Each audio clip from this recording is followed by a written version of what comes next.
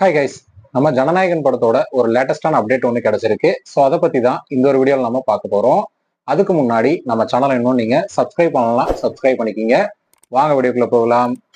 யஷ்வந்த் அவர்களோட டைரக்ஷன்ல நம்ம தளபதி விஜய் அவர்கள் இப்போ நடிச்சிட்டு இருக்கிற படம் தான் ஜனநாயகன். இந்த படத்தோட ஷூட்டிங் பாத்தீங்கன்னா இப்போ கொஞ்ச நாளைக்கு நிறுத்தி வைக்கப்பட்டிருக்கு. அதுக்கு என்ன ரீசன் அப்படின்னு பாத்தீங்கன்னா, ஏவிஎன் ப்ரொடக்ஷனோட சில தொழில் சார்ந்த பிரச்சனைகள்ல பாத்தீங்கன்னா இப்போ படத்தோட ஷூட்டிங்கை நிறுத்தி வச்சிருக்காங்க. இந்த படத்தோட ஷூட்டிங் பாத்தீங்கன்னா இன்னும் ஒரு 25 டேஸ் பேலன்ஸ் இருக்கு அப்படிங்கிற மாதிரியும், இந்த ஒரு 25 டேஸ்க்கு அப்புறம் பாத்தீங்கன்னா தளபதி விஜய் அவர்கள் முழு நேர அரசியல்ல இறங்க போறாரு அப்படிங்கிறது எல்லாருக்குமே தெரிஞ்ச ஒரு விஷயம் தான்.